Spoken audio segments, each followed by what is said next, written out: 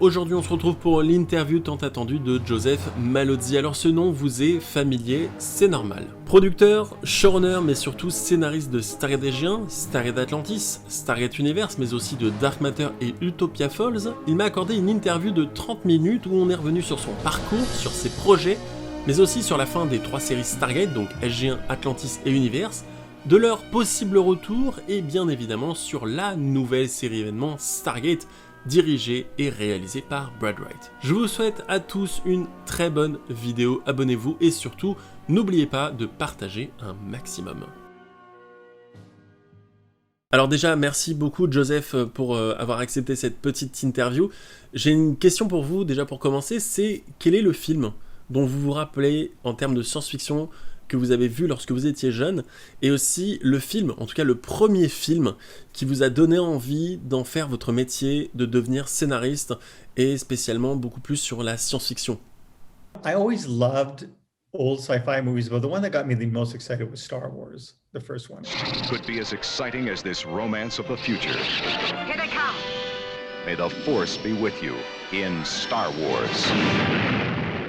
1977, and I remember seeing it something like 12 times at the movie theater. And I remember then seeing The Empire Strikes Back, and then Return of the Jedi came out, and I watched through, and then the Ewoks came in, and I was like, what's happened to the Star Wars I love? And then I was a kid, but as a kid, I still felt kind of betrayed by that third movie. And Robert Cooper, who's a big Star Wars fan, ended up taking us to Attack of the Clones, that I hated. I thought it didn't make any sense.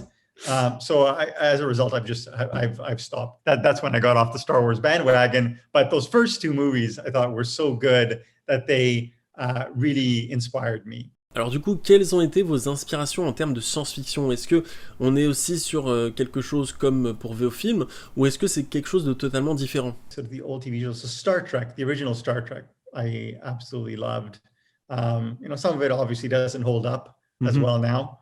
But growing up, not so much Battlestar, but Star Trek, for sure. And then I used to read comic books as well. I used to read a lot of science fiction, Isaac Asimov, Arthur C. Clarke. Harlan Ellison was my favorite because I like kind of the short stories. As a kid, I was always reading comic books, and my mother was worried, so she started to buy me science fiction books so that I could actually start reading books. And so I read both comic books and books. And, for me, comic books always come in waves for me. Like there are times when I'll read, I'll be very into comic books and I'll read, and then I'll just start dropping titles, and then I won't read for months. And then I'll just start picking up again. So right now I'm in a kind of a not reading phase, but I'm sure I'll pick it up again eventually. Mais alors, est-ce que pour vous, les films de comics, on va dire par exemple tout ce qui est Avengers, tout ce qu'a fait par exemple DC ou Marvel, ce sont des films qui sont ancrés dans le genre science-fiction ou qui ont complètement leur genre différent, c'est-à-dire par exemple le genre comics, le genre aventure-action? They do bleed over into sci-fi, but I would put them in their own genre. Some are more successful than others, I think. I used to sort of watch all the superhero movies when they came out, and then Age of Ultron came out. I so hated that movie. Yeah, I hated the movie just because it just felt really self-indulgent. It felt like watching somebody else play video games for 3 hours. And I know it's a thing and people like to do it, but it's not for me. But then I watched Deadpool because I was always a big Deadpool fan. And I loved Deadpool, and I loved Deadpool 2. So I ended up getting back into it, and I watched, so I saw Black Panther, I saw Wonder Woman, I saw Endgame, and Infinity Wars. On va revenir un petit peu sur votre parcours autour de Stargate, si vous le voulez bien. J'ai envie de vous demander, est-ce que vous vous rappelez de la première fois que vous êtes entré sur le plateau aux alentours de la saison 4, que vous étiez en train d'écrire la saison 4 de Stargate? Et qu'est-ce que ça vous a fait à l'époque de vous dire que vous étiez impliqué dans un tel projet? Est-ce que même à l'époque c'était réputé? Est-ce que vous vous en rappelez, ou est-ce que vous connaissiez vraiment avant vraiment de vous embarquer et sauter dans le bain? I do remember. I remember it was the first day we went to the office. It was my then writing partner Paul and I.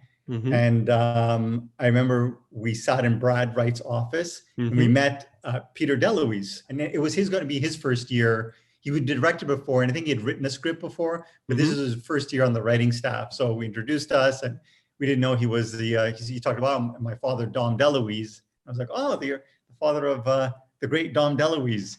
And I remember that day we got our offices, and on the first day, I had my dogs with me. I had like 3 pugs at the time. And I remember Richard Dean Anderson, Rick came by to introduce himself, and I turned away to do something on my computer. When I turned back, he was gone. And then I looked down and he was on the floor, and my pugs were all over him. He's a very big dog guy. So that's what I remember about my first day, meeting Rick, meeting Brad, being in Brad's office, meeting Peter DeLuise. I was a little familiar with it. I wanted to watch, this is before I even knew I was going to be on the show. I watched an episode called Emancipation, just so bad that I was like, this show's not for me. I can't watch this show. And then my agent said, oh, they're looking for writers. And I said, I don't think I'm right for this show. And he's like, well, they sent scripts. And I remember reading the scripts, and the scripts were actually very good and very different from what came before. So of course I ended up watching more episodes, and I realized that this show was very good. So I didn't really get into Stargate until I got the job, or I had the opportunity for the job. But that really had more to do with the fact that the first episode I saw, I think, was the worst episode that they ever produced. Mais alors, je me demande quelque chose comme ça, c'est à quel moment en fait vous avez eu l'envie, vous vous êtes dit, il y a un déclic, j'ai envie d'être scénariste en fait, j'ai envie d'en faire mon métier. Ever since I was a kid, I loved to read, so I wanted to write. In 4th grade, I would write short stories and science fiction. And I think it was in college, I wrote a novel, and it was terrible. And my writing partners at the time said, oh, you know what? This would make a good script. I became interested, and I wanted to get into the business. And I reached out to like 100 places, and most of them say no, but one of them, a place in Montreal, an animation company, said, if you want, you're interested, you can pitch to write for our animated series. So my first work was Patrick Pig Learns to Talk for The Busy World of Richard Scarry. And then I just started to write more and more in animation. From animation, I went to development, then I went to live action. I did a show called Student Bodies, a show called Big Wolf on Campus, and then eventually ended up on Stargate.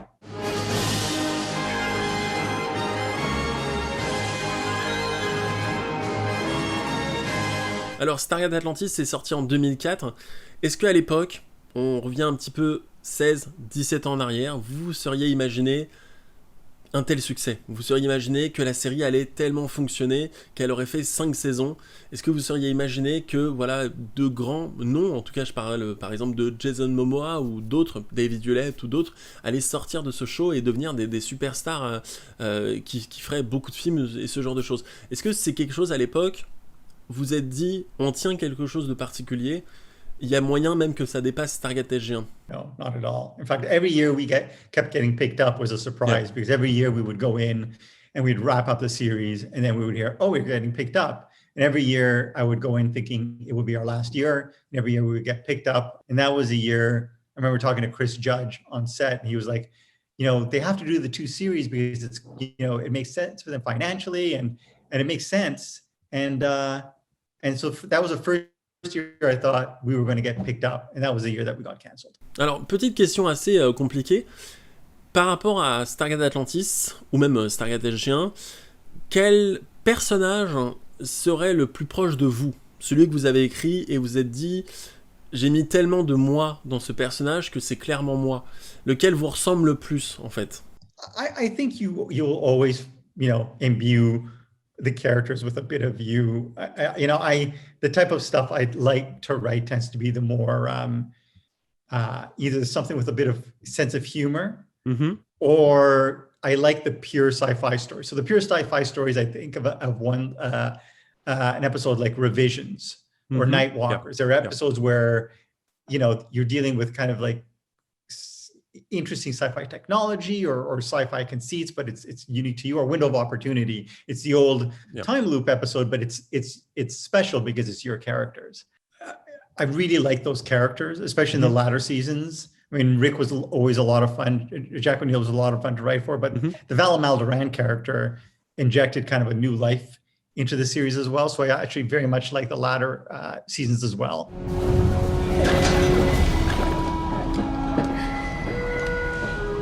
Well, don't you all have me surrounded?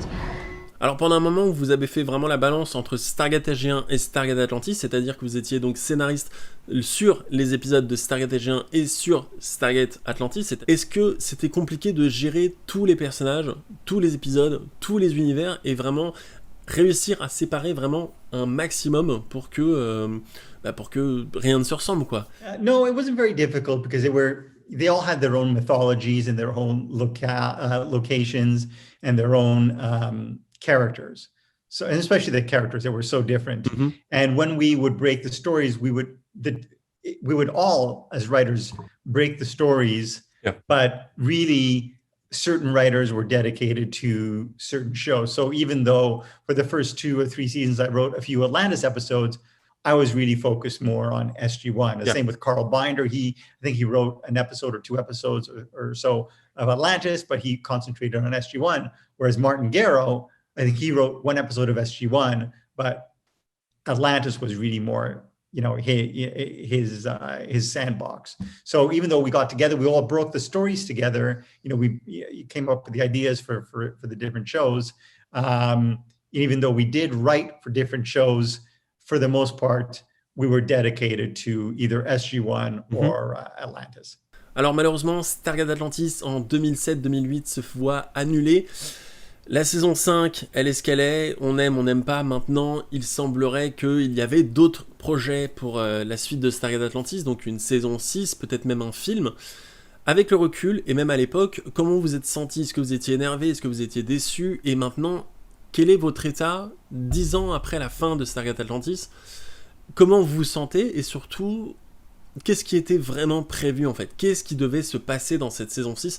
Qu'est-ce qui devait se passer dans ce film? Stargate Atlantis, I was mad, more mad than sad, really mad?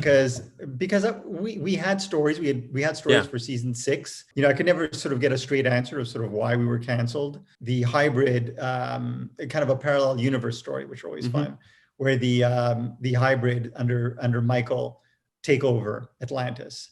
That was going to be the mid-season 2-parter.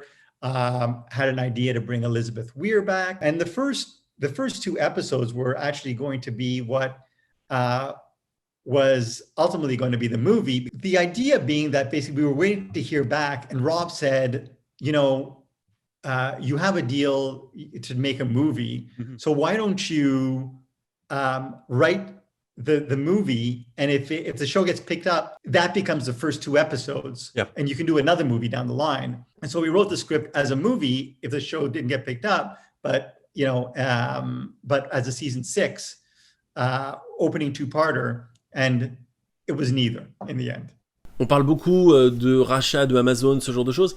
Est-ce que vous pensez, très honnêtement, parce qu'on sait très bien que le calendrier maintenant change, on sait très bien que les séries évoluent, on sait très bien que les acteurs sont peut-être passés à autre chose, est-ce que vous pensez vraiment, honnêtement, au plus profond de vous, que Stargate Atlantis a une chance de revoir le jour un de ces 4?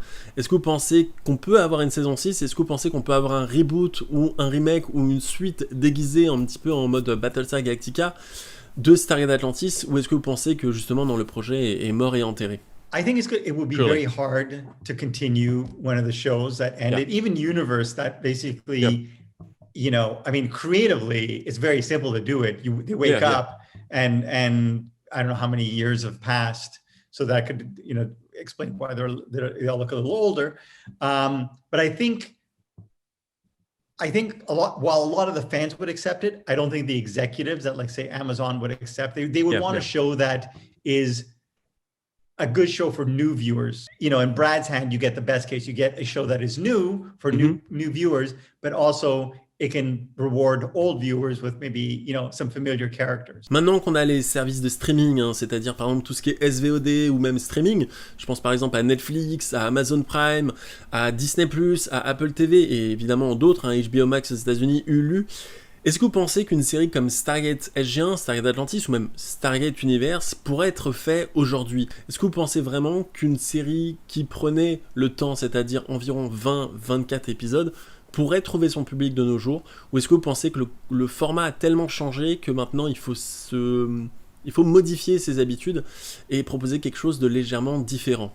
Yeah, I think absolutely. I think one of the things that executives, for some reason, overlook is, I think, what makes science fiction great. And I think, Yeah. it's kind of and it's one of the things that I was noticing. Like I watched the Fast and the Furious movies, and Vin Diesel talks about family. That's what it is. This crew of the Enterprise were like family to the fans. Team SG1 is like family to the fans. Sure. The Guardians of the Galaxy are like family. They literally are like a group that sort of come together, and even though they're not related, they form a team. There's a camaraderie, and that's missing from a lot of sci-fi. And yet the most successful sci-fi, I mean, Farscape is another one, that comes to mind, are that basically have at their core family, and that's what Stargate was all about. So I think Stargate would do extremely well today, just because I think that still resonates with science fiction fans. On va parler un petit peu de Stargate Universe, parce qu'on a parlé de Stargate Atlantis et de Stargate SG1. Stargate Universe, qui a donc été annulé en 2010 à la suite de différends avec des problèmes avec MGM, ce genre de choses. Comment vous vous êtes senti à l'époque de l'annulation de Stargate Universe? Est-ce que vous y attendiez? Est-ce que vous étiez déçu ou énervé comme par rapport à Stargate Atlantis? Ou est-ce que vous saviez que ça allait arriver et donc du coup vous étiez préparé à cette éventualité? I remember Brad coming in and telling me that I know the show had been going, had a rough time because of the ratings, and he came into my office and he says, okay, well, this is what I hear, they're going to pick it up for a third and final season. And I said, okay, fine, well, that's good. And then he and the cast were away, I think in San Diego. I don't know if it was Comic-Con or they were on some sort of US ship, because we're always doing things with the military, because the military was very involved in Stargate. And I remember hearing the news, and they were basically, I think, I don't know, out at sea or something, so they didn't get the news right away. But I remember sort of being actually quite surprised, because I thought we were getting that third season, and then it just kind of suddenly went away. I think the ratings were still strong, and I always thought that for universe to succeed, you want to do the same thing that we did with Atlantis, introduce it alongside SG1, so that basically you have the two shows to hand the torch. And that was the plan with SG1, except we ended up building Sci-Fi Friday, so SG1 ended up becoming so successful alongside Atlantis that they just kept the two shows going. But I really felt that we should have launched Atlantis universe with another season of Atlantis. With the universe, I was sad more than anything. I mean, in that case, I saw kind of the ratings weren't really holding up. And we were told that we would get a third season to wrap things up, and then that disappeared. I think Stargate SG1 and Stargate Atlantis were very different tonally. They had a sense of humor that I talked about. They even though they were two different shows, in terms of tone, they were very similar. Whereas Universe was very different. It was a lot darker.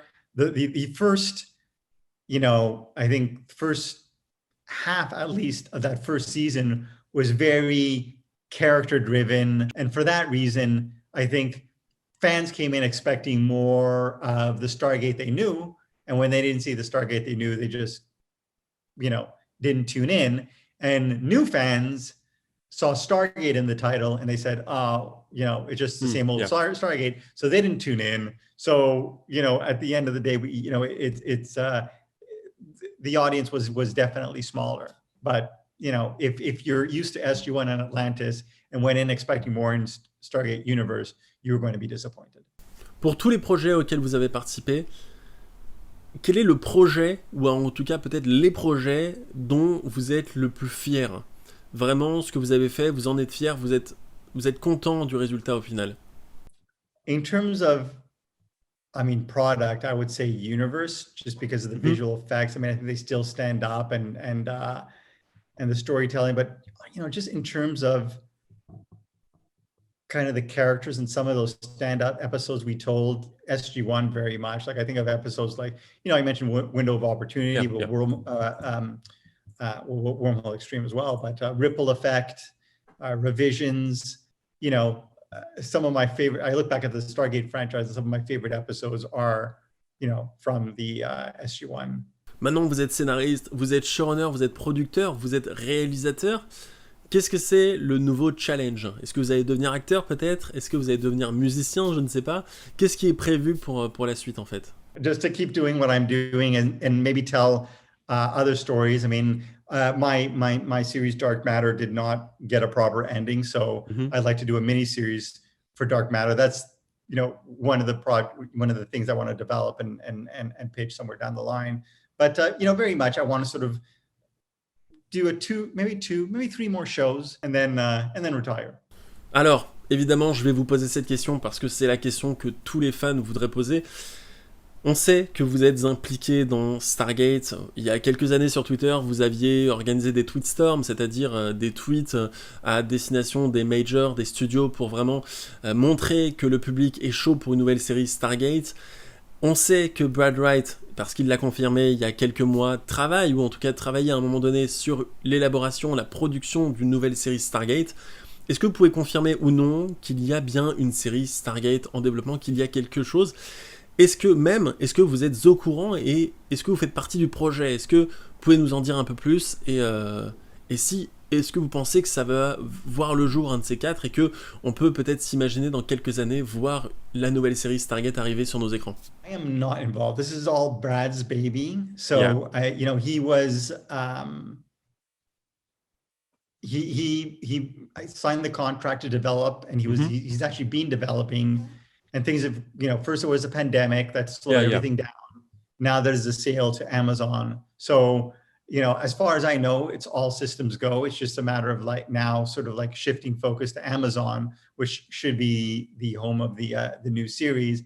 And hopefully they like Brad's script, they like his vision, and we get a new series that's in Canada. I mean, I have no doubt there will be a new series. I just wonder whether it will be a Brad Wright series, which will be set in the same Stargate universe and basically allow us to check in with our old characters, or maybe they bring in someone new that completely just wipes the slate clean and starts new. Brad and Wright were the co-creators of all three series, so I defer to them. I'm sure that they would come up with something amazing. In this case, Brad, I know has come up with something amazing. So if Brad gets a series off the ground and he asks me to come on board and help out, I would be, thrilled to help out and resume my former duties as an executive producer. J'ai une petite question dans le même genre. Est-ce que, vis-à-vis du deal entre Amazon et MGM, cela ralentit les choses, accélère les choses? Qu'est-ce qui se passe exactement en coulisses? Est-ce que vous pouvez nous en dire un peu plus? It can be very good or bad. I mean, basically, I think, like I said, I think it can be very good in that, it keeps the franchise alive and it's something for new fans and old fans to enjoy. Like I said, if Brad makes his show, I think it's the best of both worlds. And fans, longtime fans, will finally get to not only revisit with our old characters, but find out what happened to them. Maybe, while we introduce a new world to new viewers. Yeah, sure. On the other hand, it could be a very bad thing if like you said, Amazon decides they want to just put in a new creator and a new showrunner.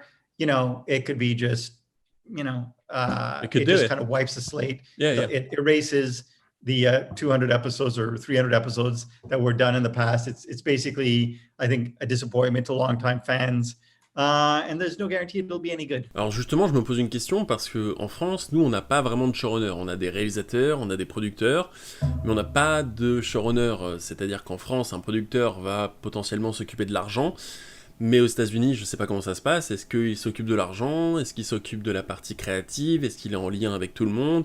Qu'est-ce que fait vraiment au final un showrunner? Run the show. So they're executive producer and showrunner. Usually, like I do, they'll rewrite the scripts. When the need arises, they'll deal with a network. They'll deal with the line producer and the budget. They'll oversee each of the episodes in prep. So you get 7 days to usually prepare an episode, and you'll be in all the meetings with the director. You'll be approving costumes. You'll be approving casting. The director gives you the director's cut. you go into the editing room and you do your cut. You take the notes from the network, you do the final cut, and then you go into the mixes, you approve the music, you approve the sound effects, the color correct. A producer can do some of those things. The line producer is more the money. And really it depends. I mean, when you see the title producer, the credit producer on a movie or a film, it could really mean anything. Yeah. But usually, you know, the best kind of producers, I think, are the creative producers who add value, who are able to sort of read a script and give good notes, or watch a cut and give good notes. Alors, quels sont vos prochains projets et qu'est-ce que vous avez prévu peut-être pour 2021, 2022, même 2023 ? Est-ce qu'il y a des nouvelles séries, des nouveaux trucs qui vont arriver avec votre nom dessus, ou pour l'instant vous reposez un petit peu et vous profitez, quoi ?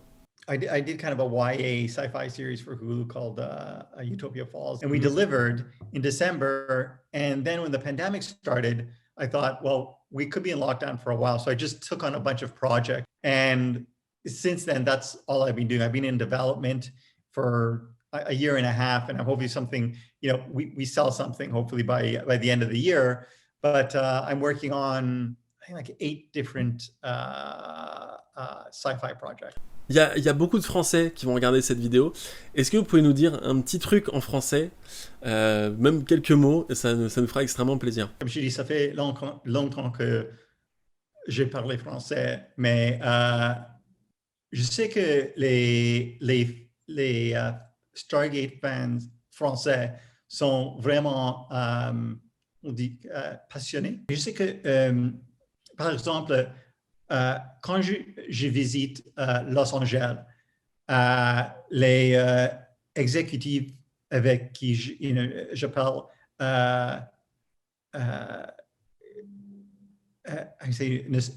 ne sachent pas Stargate, mais you know, par exemple, Chris Judge, il pouvait marcher dans la rue de Paris et être immédiatement connu. You know, les fans français, you know, they'll see him et ils peuvent dire, oh, Monsieur Tilk. Les États-Unis, Stargate, ce n'est pas pareil. Mais écoutez, Joseph, merci énormément pour cette interview, c'était vraiment génial, j'ai adoré. On peut évidemment vous souhaiter que le meilleur pour le reste. J'espère que tous les projets que vous êtes en train de préparer, que vous avez prévus pour l'année 2021-2022 vont se réaliser. On espère vraiment que cette foutue pandémie et tout ce Covid va s'arrêter, va disparaître, pour que les projets pour ce qu'on aime, pour la science-fiction, pour les séries, pour les films, ça puisse de nouveau revenir et qu'on puisse vraiment apprécier à fond, quoi. Thanks. Thank you, Merci.